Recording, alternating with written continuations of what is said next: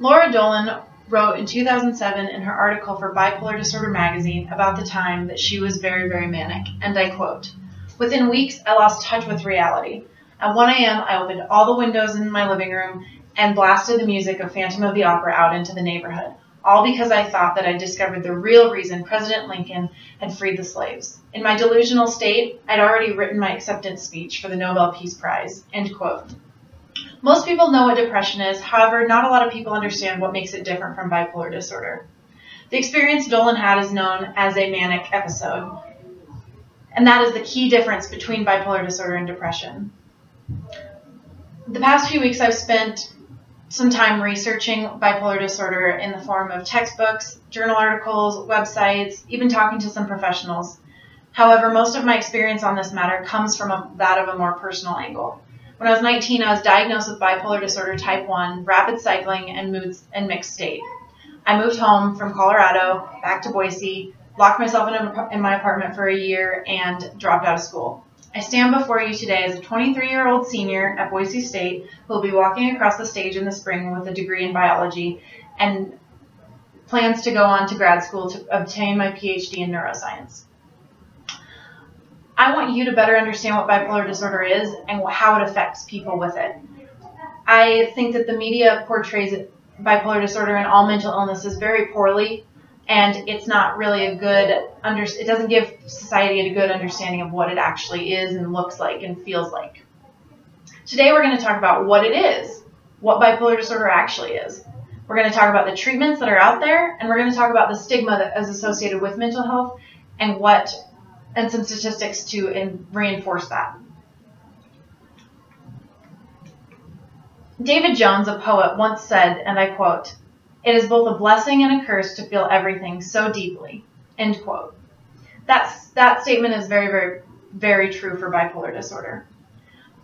Bipolar disorder, according to the National Alliance of Mental Illness, their article published in 2015, that's called "Tell Me More About Bipolar Disorder."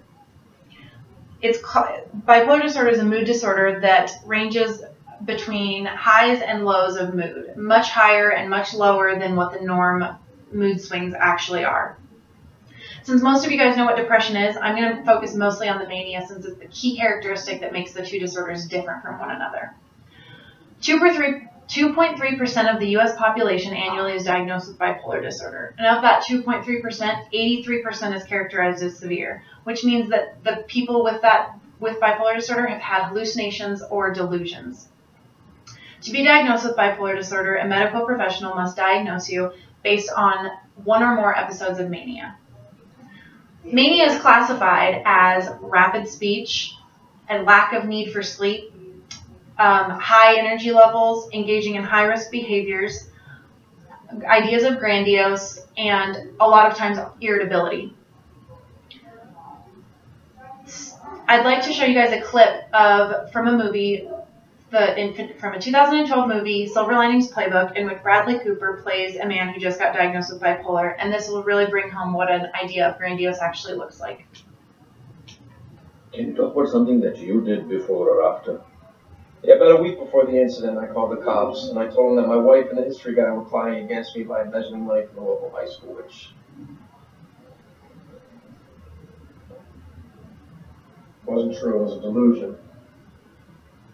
And we later found out from the hospital it's because I'm Undiagnosed bipolar. I'd like to show you guys also 3 PET scans. These scans show brain activity in one patient. As you can see on the left, this shows a depressed state on May 17th. In the middle is a manic state on May 18th. The time between the two points to a hypothesis that this person may exhibit rapid cycling.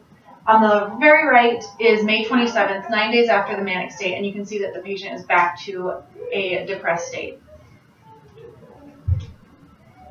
So now that I've talked to you guys about what bipolar disorder is, looks like, feels like, I'd like to talk to you guys about what treatment options are out there for those of us with bipolar disorder. According to NAMI's article in Tell Me More About Bipolar Disorder, the most common treatment plan is medication. And of that medication, antipsychotics, mood stabilizers, antidepressants, anti-anxiety, and sometimes even OCD medication is helpful. There's also the electroshock therapy option, which nobody's really totally sure how it works. They just are kind of sure that it works. It's a lot scarier sounding than it actually is, and if you've ever seen One Flew Over the Cuckoo's Nest, it's nothing like that. I also exercise and eat well, and I see a lot of positivity based on that alone. It also doesn't help that my certified therapy dog is a very big cuddler, and so he's a lifesaver, literally. Now that I've talked to you guys about the treatment options, I'd like to talk to you guys about what stigma is. According to the Merriam-Webster Dictionary, stigma is defined as, quote, a set of negative and often unfair beliefs that a society or group of people have about something, end quote. Stigma in mental illness is huge. The J. Walter Thompson Foundation did a study and found that 4 of 5 people are more ashamed of having a mental illness than they are of having any other illness known to medicine. And they found that 1/2 of people who meet someone with a mental illness are scared of that person. In a May of 2015 journal article published by the Annals of Epidemiology, researchers found that a vast majority of people with mental illness are unlikely to engage in violence against others. In a February of 2015 article published in the American Journal of Health, researchers found that vast majority of gun violence is actually done by people who aren't mentally ill. Further, another article published in the December of 2014 American Journal of Health, researchers have found that people with mental illness are increasingly more likely to be the victims of violence than the perpetrators. So now that I've discussed some things about mental illness and bipolar disorder, I would like for you guys to realize that bipolar disorder and mental illness are real, and they're also livable. I'm living proof of it. However, stigma is also real, and that's a real unfortunate thing for the mental illness community to have to face. Today, I've talked about what bipolar disorder is, what it looks like, what it feels like, and I've talked about the treatment options for it.